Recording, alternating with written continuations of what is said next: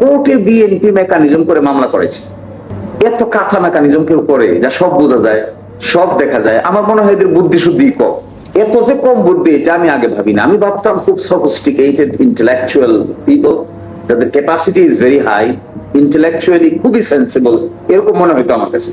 কিন্তু যে কাণ্ডটা কোর্টে ঘটাইছে, দুইটা উকিল ম্যানেজ করছে, আরেকটা চেম্বার ম্যানেজ করছে, নিজেদের কয়েকটা আইনজীবী ম্যানেজ করছে, অ্যাটর্নি জেনারেল অফিসকে বলছে তোমরা অপোজ করো। এগুলো যে করছে এরা আমার সব কই দিয়েছে। একই কারবার। কোর্টে গিয়ে যখন আমরা বললাম যে একই কারবার, এটা তো কোর্টের বিষয় না, এটা তো হলো বিষয়টা তো হলো রাজনীতিবিদদের আলাপ আলোচনা করে বাইরে সেটেল হয়েছে। কোর্টের ফাংশন কি? আপনারা দুইজন বসে কিভাবে বুঝবেন দেশে বিপ্লব ঠিক হয়েছে না বেঠিক হয়েছে? আপনারা দুইজন বিচারক, তার মধ্যে একজন হলো আবার এই সরকারের আমলে অ্যাপয়েন্টেড বিচার। তো আমি কোর্টে বললাম দাঁড়ায়, আচ্ছা মাই লর্ড, যদি এটা যায় তা আপনিও তো যান। যদি সংস্কার প্রস্তাব পুরাটা চলে যায় তা আপনি থাকেন? কারণ যে অর্ডিন্যান্সের আলোকে আপনি অ্যাপয়েন্টেড হয়েছেন, এই অর্ডিন্যান্স তো এই সরকার আসার পরে, অভ্যুত্থানের পরে 133টা অর্ডিন্যান্সের একটা অর্ডিন্যান্স হলো বিচার বিভাগের অ্যাপয়েন্টমেন্টের জন্য একটা কমিশন গঠন করে নিয়োগ। ওই কমিশনের অধীনে আপনিও নিয়োগপ্রাপ্ত। আপনি এটার বিরুদ্ধে রুল দিচ্ছেন, আপনি থাকবেন কই?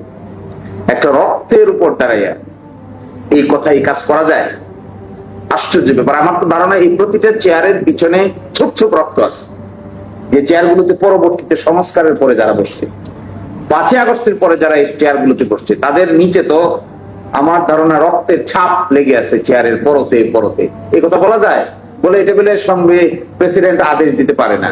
তো কোর্টকে আমি সেদিনই বলেছিলাম আমাদের কথা শোনার কথা না, কিন্তু তারপরে এক্সট্রা অর্ডিনারি শুনেছে, সিনিয়র অ্যাডভোকেট অ্যাভয়েড করতে পারে না।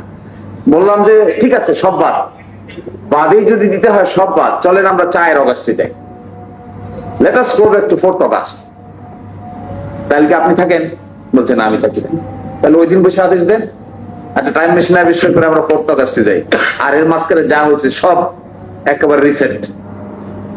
তখন আর কথাবার্তার, অর্থাৎ আমার ধারণা একটা রাজনৈতিক সংকটকে কোর্টের বারান্দার ভিতরে টেকনিক্যাল ওকালতির কায়দায় মোকাবেলা করার যে তরিকা, এটা যে ভুল, এটা তো কয়েকবার প্রমাণ হয়েছে।